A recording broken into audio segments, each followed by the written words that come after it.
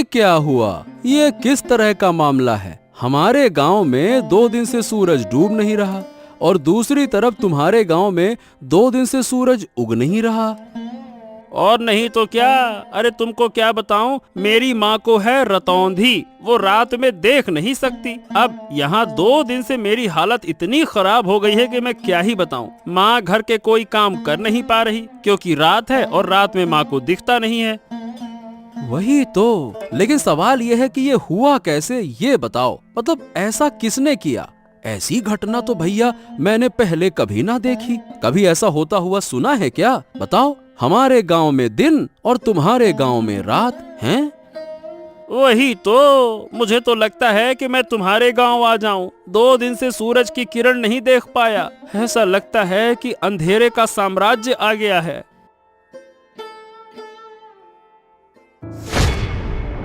अरे अरे अरे अरे, ये क्या हुआ? ए भैया, तू ऐसे गिर काहे पड़ा? हरेंद्र, क्या हो गया तुझको? अरे मतलब क्या हो गया, मुझे खुद समझ नहीं आ रहा। मैंने तुम्हारे गांव में आने के लिए जैसे ही कदम बढ़ाया और झटका लगा। बाप रे, मैं तो तुम्हारे गांव में प्रवेश ही नहीं कर पा रहा हूँ। ऐसा लग रहा है कि जैसे बीच में कोई दीवार खड़ी हो।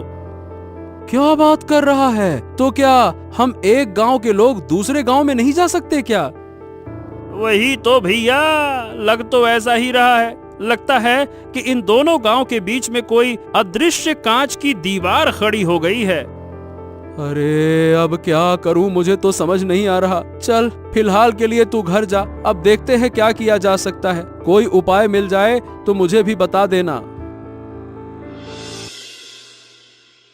दोनों गांव में अचानक अजीब घटना हुई। एक गांव में लगातार 2 दिन तक दिन और दूसरे गांव में लगातार 2 दिन तक रात। ऐसी समस्या पहले कभी नहीं देखी गई थी। ओ माँ माँ, अब अच्छा नहीं लग रहा। रात क्यों नहीं हो रही है? इतना लंबा दिन मैंने कभी नहीं देखा। मैं सो भी नहीं पा रहा हूँ, मुझे नींद भी नहीं आ रही। सो नहीं पा रहे हो? क्या हुआ? जाकर सो जाओ। सोने में क्या परेशानी है? मैं क्या सो नहीं रही? वाह, रात के बिना सोने का क्या मजा होता है। रात के बिना सोने से लगता है कि जैसे दिन में सो रहा हूँ। इतना उजाला सहन नहीं हो रहा। ऐसा क्यों हो रहा है माँ? क्यों क्यों माँ? क्या पता किसकी नजर पड़ गई हमारे गांव पर। शायद कोई शाप लग गया है। सुना है हमारे पास वाले गांव में तो 2 दिन से रात हो रही है। 2 दिन से रात हो रही है और रात हो ही नहीं रही है। ये तो बहुत बेकार है। मैं दिन में यहाँ रहूंगा और रात को जाकर उस गांव में सो जाऊंगा। मुझे नहीं रहना दिन में। हाँ, ये हुआ। तुम कैसे सोओगे वो मुझे नहीं पता। 2 गांव के बीच एक अदृश्य दीवार बनी हुई है। वो दीवार पार करके इस गांव के लोग दूसरे गांव में या दूसरे गांव के लोग हमारे गांव में नहीं जा पा रहे। तो क्या होगा माँ? क्या हमारे गांव में कभी रात नहीं आएगी? हमारा गांव ऐसा क्यों हो गया? अगर रात नहीं होगी तो सूरज की गर्मी में हमारा पूरा गांव जलकर खाक हो जाएगा माँ। क्या पता बेटा, हमारे भाग्य में क्या है, लेकिन ऊपर वाला जो करेगा वो हमारे भले के लिए ही करेगा। हाँ, मुझे ये सब कुछ अच्छा नहीं लग रहा माँ। मैं सो नहीं पा रहा हूँ। मेरा सर दुख रहा है। 2 दिन से मेरा सर घूम रहा है। शरीर भी लगता है कि जैसे बीमार हो गया है। मैं क्या करूँ माँ? ओहो, तुम यहाँ से जाओ और अब परेशान मत करो। वैसे भी मैं खुद तकलीफ से जूझ रही हूँ। दूसरी तरफ तुम मुझे बार बार परेशान कर रहे हो।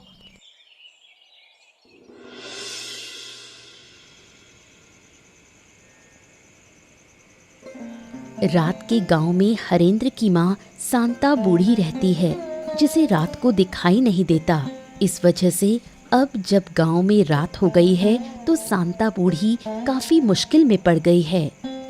हरेंद्र, ओ हरेंद्र, कहाँ गए तुम? यहाँ आओ, मुझे बाहर ले जाओ। मुझे कुछ भी नजर नहीं आ रहा। अरे बस बस बस बस, आ गया माँ, आ गया। और कितना पुकारोगी? अरे तुम्हारी तकलीफों ने मुझे बेहाल कर दिया है। 2 दिन से तुम मुझे एक पल भी शांति से बैठने नहीं दे रही हो। हरेंद्र हरेंद्र हरेंद्र, कहाँ है, जल्दी आ जल्दी आ। अरे मुझे भी तो बैठने दो। क्या तुम मुझे बोझ समझने लगे हो क्योंकि मैं बूढ़ी हो गई हूँ?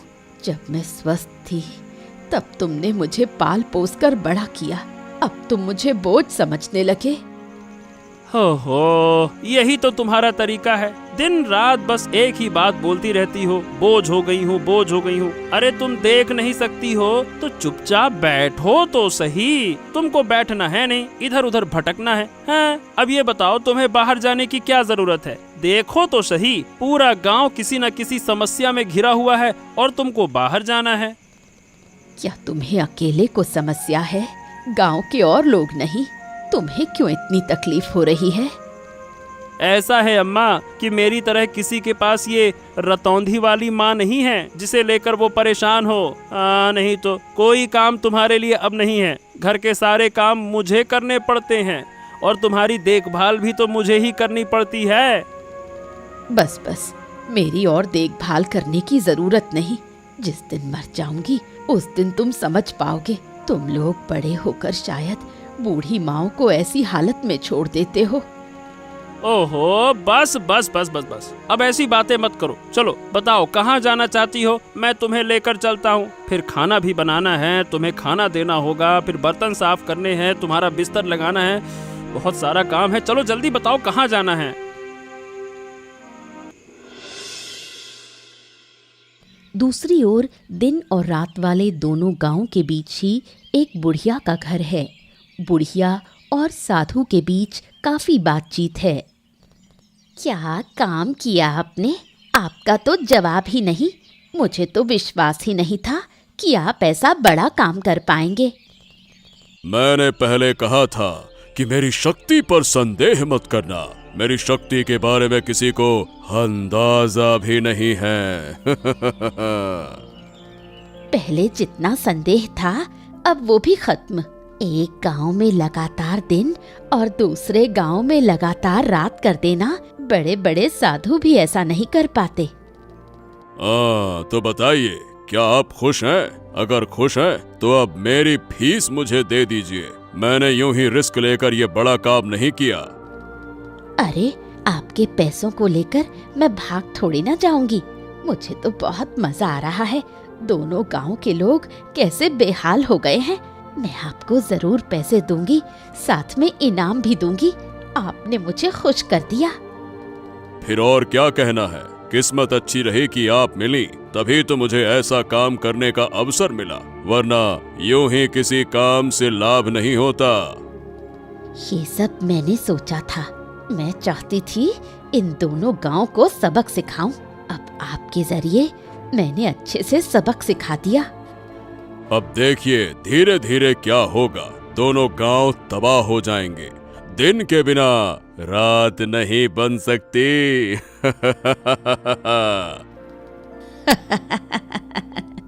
मैं भी यही चाहती थी। मैंने इस दिन का बहुत इंतजार किया है। अब मैं उन्हें हर तरह की तकलीफ दिखाकर सिखा दूंगी कि दुख और अपमान क्या होता है। अब वो मेरा कभी अपमान करने की हिम्मत नहीं करेंगे। मैं चाहती हूँ कि इन दोनों गांव के बीच सिर्फ मैं बची रहूं और कोई ना रहे। अरे अरे बेटा, अरे रुक जाओ बेटा, इस तरह से क्यों दौड़ते हो? क्या हो गया? अरे रुक जाओ, गिर जाओगे। बेटा रुको रुको। पिताजी पिताजी, हाँ, पिताजी पिताजी, मुझे एक बड़ी बात पता चल गई है। मैंने दिन और रात की असली वजह जान ली है। पिताजी पिताजी पिताजी, अब आप कुछ उपाय निकालो, वरना दोनों गांव वाले मर सकते हैं। अरे बेटा शांत हो जा। हाँ, अब ये बता क्या हुआ, कैसे जाना तुमने? बता मुझे। पिताजी पिताजी, हमारे दोनों गांव के बीच में उस बुढ़िया का घर है ना, वही बुढ़िया जो गांव वालों से बात भी नहीं करती, ये सब कुछ वही करवा रही है। क्या? ये क्या कह रहे हो तुम? क्या सच में ऐसा है? पर ये बताओ, तुम्हें कैसे पता चला कि वो करवा रही है? अब मैं सच कह रहा हूँ पिताजी। मैं थोड़ा क्या है कि बाहर गया था तो बुढ़िया के घर से ना हंसी ठहाके की आवाजें आ रही थी। मैं चुपके से गया, मैंने सब कुछ सुना और देखा कि बुढ़िया ना एक साधु के साथ में योजना बना रही थी। पिताजी, जो करना है अब जल्दी कीजिए। मुझे लगता है कि वो साधु ना बड़ा शक्तिशाली है।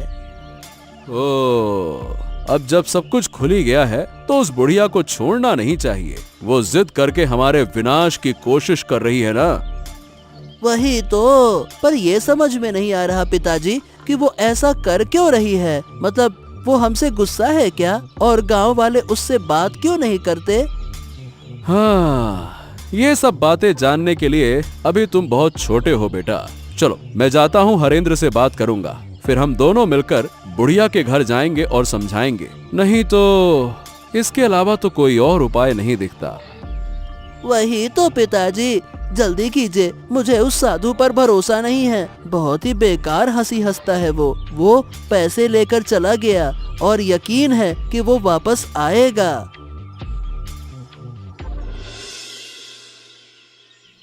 कैलाश और हरेंद्र जब बुढ़िया से सच्चाई पूछते हैं तो बुढ़िया सीधे इनकार कर देती है। वो किसी भी तरह ये मानने को तैयार नहीं कि उसका इसमें किसी भी तरह का रोल है। ओ सुनो बुढ़िया, हमने तुम्हारे साथ कुछ नहीं किया और जिन लोगों ने ये किया अब वो जिंदा नहीं है। फिर भी तुम हमसे क्यों नाराज हो, मुझे समझ में नहीं आता। नाराज ना रहूं तो क्या करूं? तुम लोग मेरे किसी काम के नहीं। मैं यहाँ अकेली हूँ, मुझे कितनी मदद चाहिए तुम्हें इस बात का अंदाजा भी है। मेरे साथ दो शब्द बोलने वाला भी कोई नहीं। ऐसा है कि लोग तुमसे बात इसलिए नहीं करते क्योंकि तुम गुस्सैल हो, तुम्हें गुस्सा बहुत आता है। गांव वाले तुमसे डरते हैं, इसीलिए कोई तुम्हारे पास नहीं आता। पर इसका मतलब ये नहीं है कि तुम हमारे गांव को नुकसान पहुंचाओ।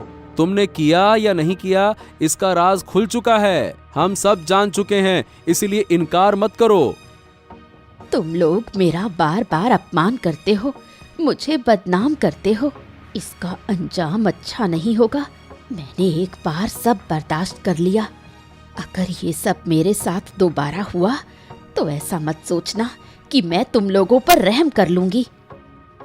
अरे बुढ़िया, तुम बेकार में गुस्सा कर रही हो। हम तर्क करने नहीं आए हैं, हम शांति पूर्वक प्रेम पूर्वक बातें करने आए हैं। देखो, एक बार गांव की हालत तो देखो। एक गांव में सूरज उग नहीं रहा और दूसरे गांव में सूरज डूब नहीं रहा। ऐसे हालात पहले कभी किसी ने देखे हैं क्या? बताओ। अचरज की बात क्या है? तुम बार बार वही बातें क्यों कर रहे हो? क्या हुआ नहीं हुआ मैं वो देख ही रही हूँ। मैं इससे जुड़ी हुई हूँ। तुम लोग यहाँ से चले जाओ, मुझे अकेला छोड़ दो।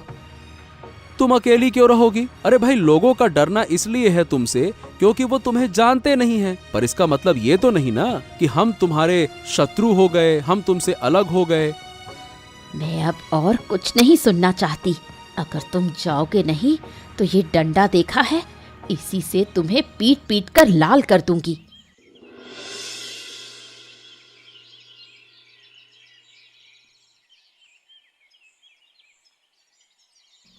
क्या तुम सच में उस बूढ़ी के पास गए थे? रिशान ने मुझे बताया, कुछ फायदा हुआ क्या?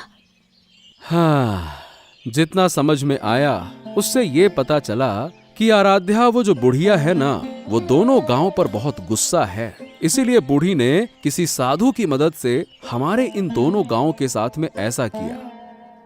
तो क्या इन दोनों गांव को फिर पहले जैसा करना संभव नहीं? ऐसा लगता तो नहीं है। मैंने और हरेंद्र ने मिलकर बूढ़ी को वैसे तो बहुत समझाने की कोशिश की, पर सही बताऊं बूढ़ी सुनना ही नहीं चाहती है। वो किसी भी तरह से हमारी बात समझना ही नहीं चाहती है। सच में मुझे तो डर लग रहा है। अगर ऐसे ही चलता रहा तो गांव में कोई नहीं बचेगा। धीरे धीरे सब कुछ नष्ट हो जाएगा। तुम सब लोग चिंता मत करो, देखना मैं सब ठीक कर दूंगा। वाह वाह वाह वाह वाह, सुन रही हो इसकी बातें? हम यहाँ इसके पिताजी कुछ कर नहीं पा रहे, उन्होंने हमें लाठी से खदेड़ दिया, अब ये जाकर ठीक करेंगे। क्यों महाशय? तुमने भी ना इस लड़के की बात मान ली है। इसे इन चीजों की क्या समझ? उसने जो कहा वही बहुत है। अरे माँ, मैं यूं ही नहीं कह रहा, मैं सच कह रहा हूँ। मैं सब कुछ ठीक कर दूंगा, तुम लोग देख लेना। उस साधु को मैं जानता हूँ, अगर मैं उसे एक बार पकड़ लूंगा तो उसे नष्ट कर दूंगा। बहुत मारूंगा मैं उसे गुच्छे बना के। अच्छा अच्छा अच्छा अच्छा, समझ गया। लेकिन हाँ, फिर कोई शरारत करने से पहले जरा सोच समझ कर। वैसे भी हमारी मुश्किलों का अंत नहीं है। अब आगे क्या होगा समझ नहीं आता। कहीं तुम्हारी हरकतों से वो बुढ़िया और गुस्सा ना हो जाए। नहीं पिताजी, मैं शरारत परारत नहीं करता।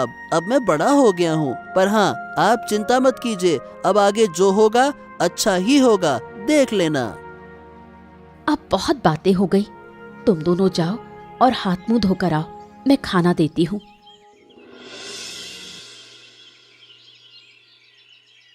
अरे साधु बाबा, आइए आइए बैठिए। मैं तो आपका ही इंतजार कर रही थी। कितनी बातें हुई, आपको तो कुछ पता ही नहीं। क्या बात है? फिर क्या हुआ? कोई नई कहानी हुई क्या? गांव वालों को सब पता चल गया है कि ये मैंने ही किया है, पर मैंने इनकार कर दिया। सब मेरे पास आए थे, मैंने उन्हें भगा दिया। उनका इस विपत्ति में पड़ा हुआ चेहरा देखकर मुझे कितनी खुशी हुई। ठीक है, तुमने इनकार किया, ये अच्छी बात है। लेकिन पर जब लोग शक करते हैं तो बिना कुछ जाने, बिना किसी वजह के शक नहीं करते। कुल मिला के बात यह है कि किसी तरह से कोई हमारी बातें सुनकर गया है। कौन सुनेगा? मेरे घर के आसपास कोई नहीं आना चाहता। वो मुझे डायन कहते हैं, बोलते हैं मैं काला जादू करती हूँ। धीरे धीरे तुम्हारे मन का सारा दुख दर्द मिट जाएगा, है ना? अरे ये मेरा कमंडल कहाँ गया? अभी तो यहीं रखा था। ओहो, मेरे कमंडल में विशेष जल है, कहाँ चला गया? अरे कहाँ गया? मुझे ढूंढना होगा। अरे ए लड़के, मेरा कमंडल दे दे। मैं कह रहा हूँ मेरा कमंडल दे दे। तेरी इतनी हिम्मत कि मेरा कमंडल तू चुराए? मैं तुझे छोड़ूंगा नहीं। उसे पकड़ो, उसे रोक लो, वरना बड़ा नुकसान होगा। हमने जो झूठ बोला है वो पकड़ में आ जाएगा। उसे पकड़ना ही होगा। मेरा कमंडल उसके पास है और उस कमंडल में विशेष जल है। उसी जल से मैं फिर से इस गांव का रात और दूसरे गांव का दिन दूर कर दूंगा। चिंता मत करो। अब क्या होगा? सब कुछ तो फिर से पहले जैसा हो गया। उस बच्चे से कमंडल ले आऊंगा और फिर इन गांवों का दिन रात बदल दूंगा। तुम चिंता मत करो। हाँ।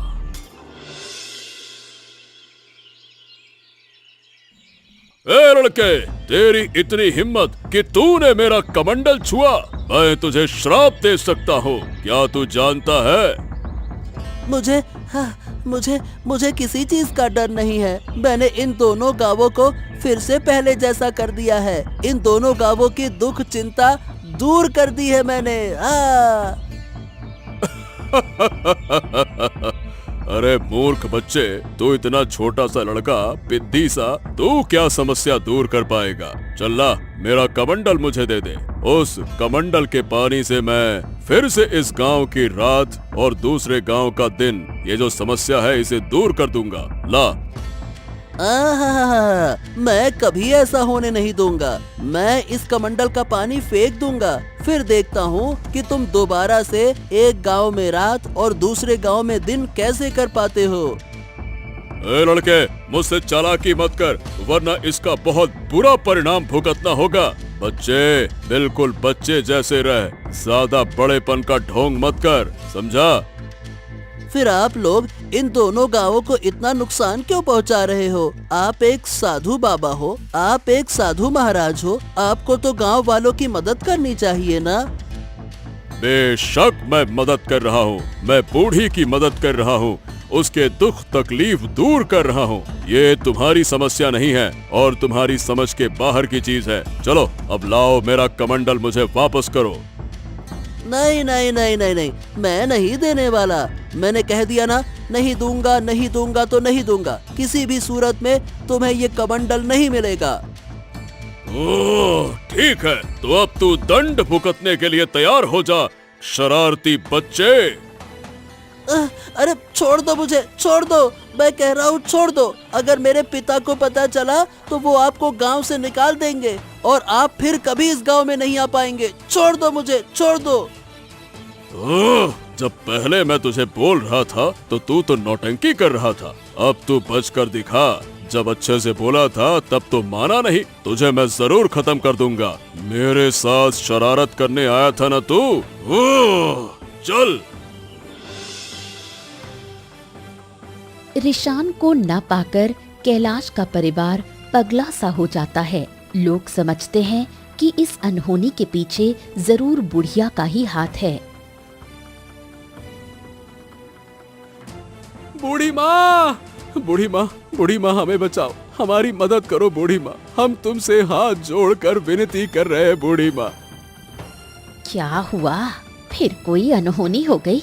मैं किसी की मदद नहीं कर सकती, मैं मदद करने वाली नहीं हूँ। तुम लोग तो मुझे डायन कहते हो, बोलते हो मैं काला जादू करती हूँ। मैं काला जादू करती हूँ, मैं किसी की मदद क्यों करूँ? हमारी मदद करो, दया करो बूढ़ी माँ, दया करो। हमें अपना बेटा नहीं मिल रहा, कहाँ गया हम कुछ नहीं जानते। आप खोज कर बताइए, मुझे पता है कि आप जानती हैं।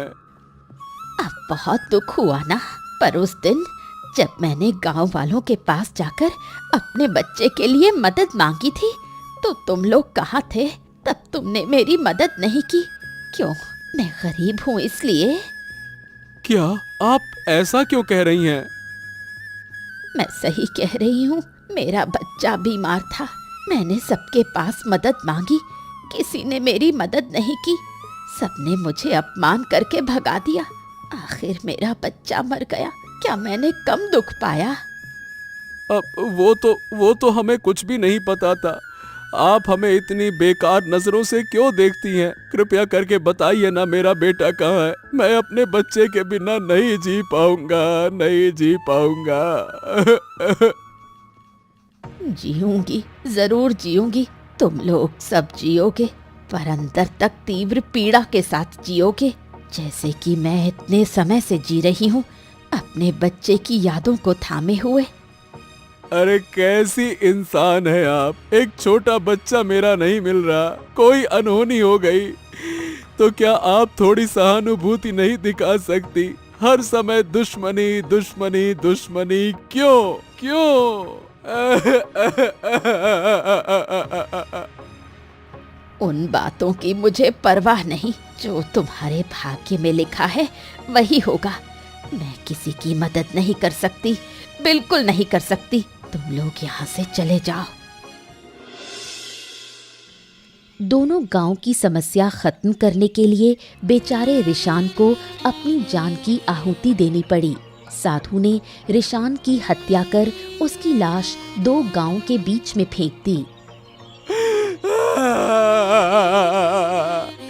ये मेरे साथ क्या अनर्थ हो गया? मेरा बच्चा, मेरा लाल, जरूर ये उन्हीं लोगों का काम है। उठ जा रे बेटे, उठ जा बेटे, मेरे बच्चे। हाय हाय, अब मेरा क्या होगा? मेरा गोद का लाल, मेरा नन्हा सा मानिक चला गया, मुझे छोड़कर चला गया।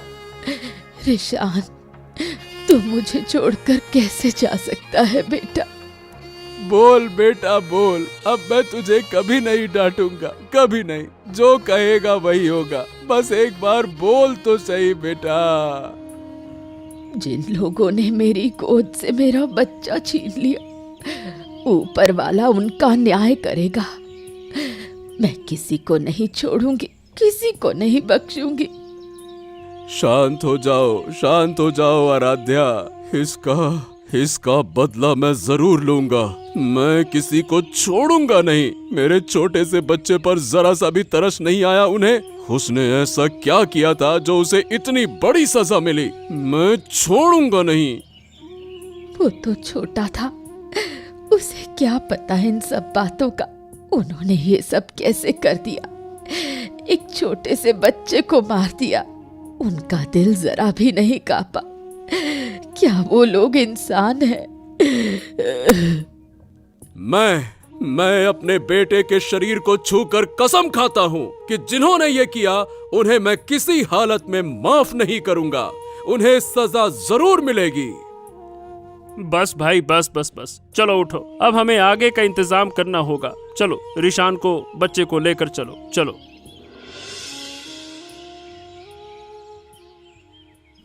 हाँ क्या बूढ़ी, अब तो तुम खुश हो ना? तुम्हारी मनोकामना धीरे धीरे पूरी कर रहा हूँ। अब तुम मेरी तरफ भी थोड़ा ध्यान दो। अरे आप चिंता मत कीजिए, आपके सारे पैसे मैं दे दूंगी, कोई दिक्कत नहीं होगी। आप बस इसी तरह मेरा काम करते रहिए।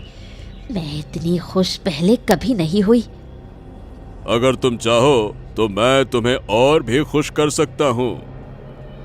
जरूर चाहती हूँ, मैं चाहती हूँ कि इन दोनों गांव का एक भी बच्चा जिंदा ना बचे, सबकी गोद खाली हो जाए।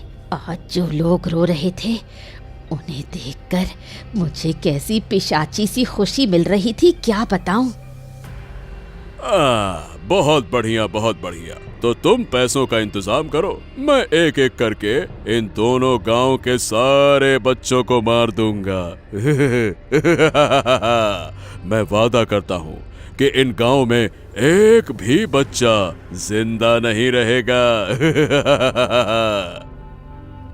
यही तो मैं चाहती हूँ, मैं इसी दिन का इंतजार कर रही थी। बेटे तू ऊपर बैठा देख रहा है ना, देख तेरी माँ तेरी मौत का बदला ले रही है। जो दर्द मुझे हुआ था वही दर्द अब मैं सबको दूंगी। इतनी जल्दी खुश मत हो, हमें धीरे धीरे सब करना होगा।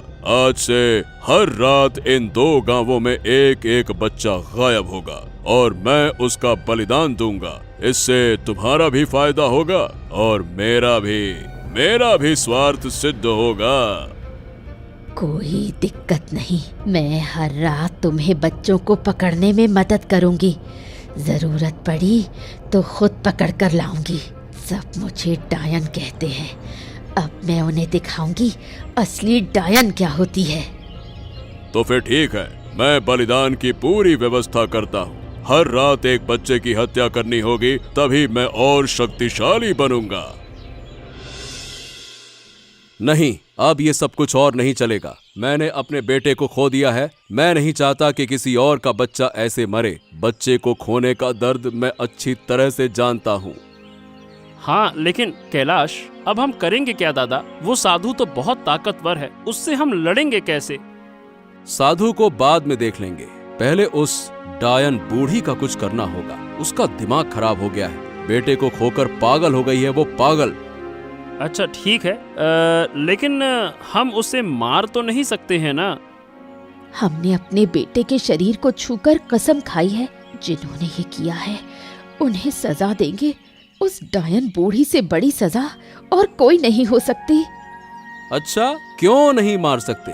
जब उसने मेरे बच्चे को नहीं छोड़ा, जब उसे गांव के सभी बच्चों को मारने का मन हो रहा है, तो मैं भी उस विकृत दिमाग की डायन को मार सकता हूँ, बिल्कुल मार सकता हूँ। खून का बदला खून, बिल्कुल। और मैंने तय कर लिया है, बूढ़ी को मैं जिंदा जला दूंगा। उसके लिए यही सजा सही रहेगी। अगर वो जिंदा रही तो कभी नहीं सुधरने वाली। उसका दिमाग पूरी तरह से खराब हो चुका है। ठीक है, मुझे कोई आपत्ति नहीं है, लेकिन गांव के लोग क्या कहेंगे? एक जिंदा इंसान को जलाकर मार देंगे तो क्या ये ठीक रहेगा? वो इंसान नहीं है भाई, वो इंसान हो ही नहीं सकती। वो एक डायन है, डायन। और डायन को जलाने का आदेश खुद भगवान ने दिया है। अगर तुम मेरे साथ रहना चाहते हो तो रहो, नहीं तो मैं अकेले ये काम करूंगा और आज ही मैं उसके घर में आग लगा दूंगा। नहीं नहीं नहीं नहीं, ऐसी बातें क्यों कर रहे हो? मैं तुम्हारे साथ रहूंगा। ये बूढ़ी हमारे गांव के लिए भी बड़ी मुसीबत बन गई है। अब बस बहुत हो गया, चलो जो फैसला लिया है वही करेंगे, चलो। बूढ़ी के घर में आग लगाने से वो जलकर मर गई। उसके मरने के बाद सब लोगों ने मिलकर साधु को सजा देने का निश्चय किया। साधु, ओ साधु, अरे कहाँ है रे तू? आज तेरे पापों का अंत होगा, निकल बाहर। क्या हो गया? सब लोग मेरे आश्रम में क्यों जुटे हो? क्या तुम्हें मेरी शक्ति का अंदाजा नहीं है क्या? अहंकार पतन की जड़ है, ये बात जानते हैं ना आप? मुझे ये बातें सिखाने मत आओ। मैं साधु हूँ, साधु। मेरी शक्ति असीम है। चाहूं तो मैं अभी तुम सबको समाप्त कर दूंगा।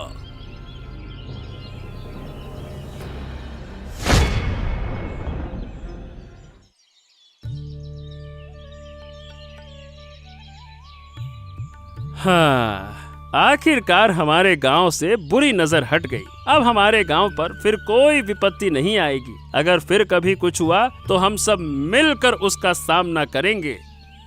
हाँ, गांव तो आखिरकार ठीक हो गया, लेकिन मैंने अपना बेटा खो दिया। मेरा बेटा अपनी जान देकर इस गांव को मुक्ति दिलाकर चला गया।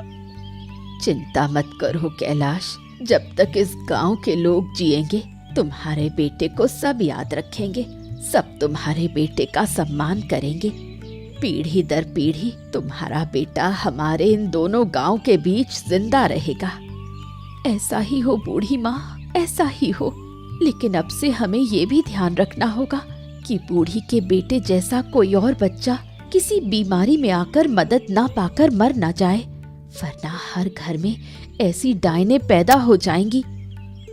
बिल्कुल सही कह रही हो आराध्या, हम सब एक दूसरे का ध्यान रखेंगे। ये दोनों गांव अब से अलग नहीं रहेंगे, बल्कि हमेशा एक दूसरे की मदद करेंगे। ऐसा ही हो, और मैं अनुरोध करूंगी कि मेरे बेटे के लिए सब लोग प्रार्थना करें, सब मेरे बेटे को याद रखें, सुख शांति से रहें। ऐसे ही मजेदार किस्से देखने के लिए हमारे चैनल को सब्सक्राइब करना ना भूलें।